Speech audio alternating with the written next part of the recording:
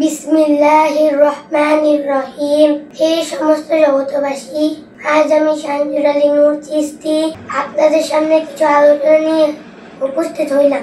আজকের আলোচনাটি হবে আমরা এই পৃথিবীতে কোন কর্মফল যে ভালো ছিল, এজন্য মানব জন্মে আল্লাহ আমাদের পাঠিয়েছেন। এই সমস্ত জগতবাসী, আমরা আল্লাহর কাছে একটা জিনিস চাইব, আল্লাহ তুমি কষ্ট দিয়ে রাখবে, দুঃখ দিয়ে রাখবে, দেখো আল্লাহ, কিন্তু আমাকে সইবার শক্তি দিও। এই সমস্ত জগতবাসী, আজকে আপনাদের সামনে যে আলোচনাটি করব, সে আলোচনাটি করব দাওয়াত সম্পর্কে। দেখেন, হযরত মুহাম্মদ সাল্লাল্লাহু আলাইহি ওয়াসাল্লাম তিনিও কিন্তু মানুষদেরকে দাওয়াত করেছেন, কিন্তু বর্তমানে তাবলীগ আলারাও দাওয়াত করে। সেই দাওয়াত আর নবীজির দাওয়াত এক নয়। তো এক নয় কেন জানেন? হযরত মুহাম্মদ সাল্লাল্লাহু আলাইহি ওয়াসাল্লাম তিনি দেখতেন কোন জায়গায় খারাপ মানুষ আছে, কোন জায়গায় অভদ্র মানুষ আছে, কোন জায়গায় বিধর্মী আছে, যারা আল্লাহর পথে বিশ্বাস করে না, যারা আল্লাহর পথে আসতে চায় না, যারা শুধু খারাপ করে বেড়ায়। হযরত মুহাম্মদ সাল্লাল্লাহু আলাইহি ওয়াসাল্লাম সেই খারাপ লোকেদের কাছে যাইয়া তাদেরকে ইসলামটা বুঝাইতো, তাদেরকে আমলের জন্য, আল্লাহর পথ পাইবার জন্য নিয়ে আসতো। কেউ মানতো, কেউ মানতো। নবীজি আনন্দিত হইতো, আবার কষ্ট পাইতে হইতো। তাই বলবো, হে সমস্ত জগতবাসী, বর্তমানে যে তাবলীগওয়ালারা তারা কি ধরনের দাওয়াত দিচ্ছে দেখুন। মসজিদের ভিতরে যারা নামাজ পড়তে গেছে তারা তো ভালো, তাদের ঈমান ঠিক আছে বলেই তো সে মসজিদে গেছে। এদেরকে জোর করে বুঝাইতে থাকে, এরা বুঝেছে বলে তো যায়। কত মানুষ জুয়া খেলতেছে, কত মানুষ নিজে নামাজ রোজা করে না, অন্যদেরকেও করতে দেয় না, তাদের কাছে যায় না।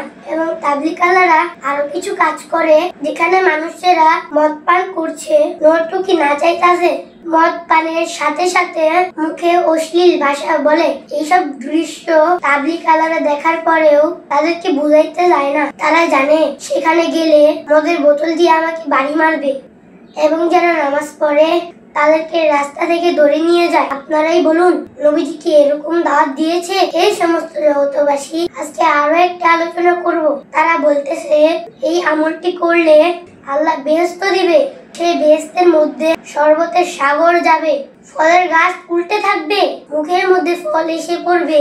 তো এখন আপনারা বলুন, যে কথাগুলো তারা বলে মানুষদেরকে নামাজ পড়াইতেছে, যাদেরকে এই লোভ দেখিয়ে নামাজ পড়ানো হচ্ছে, 2 দিন পরে তারা আবার এখান থেকে চলে যায়। তাহলে নবীজি যে দাওয়াত দিত সেটার মধ্যে ছিল রুহানি জগতের শিক্ষা, আত্মজগতের শিক্ষা।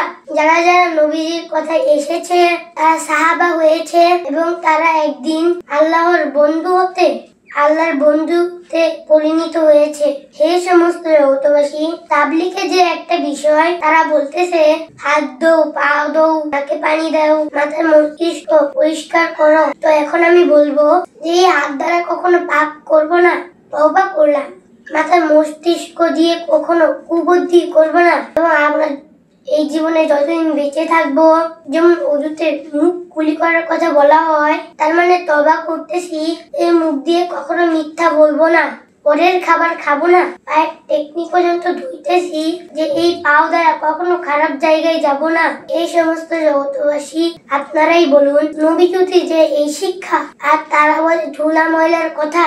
যাই হোক, আমি অতটুকু আর গেলাম না, আপনারা এতটুকুই বুঝে নিবেন। সেই সমস্ত জগতবাসী, আজ আমি শানজুর আলী নূর চিশতি আপনাদেরকে দাওয়াত রইল আমাদের দরবার, বিশ্ব আধ্যাত্মিক জ্ঞান সঞ্চার দরবার শরীফে। অবশ্যই আমার পিতা শানজুর আলী চিশতি তিনের কাছে এসে অবশ্যই আপনারা রুহানি জগতের ওযু, রুহানি জগতের গোসল আপনারা শিখে যাবেন। আর যারা এটা শিখেছেন অবশ্যই আসবেন, আমরা আপনাদের কাছে শিখবো। হে জগতবাসী, যদি আমাদের আলোচনা ভালো লাগে অবশ্যই আমাদের চ্যানেলটি সাবস্ক্রাইব করে নেবেন। সকলেই ভালো থাকবেন। আল্লাহ হাফেজ।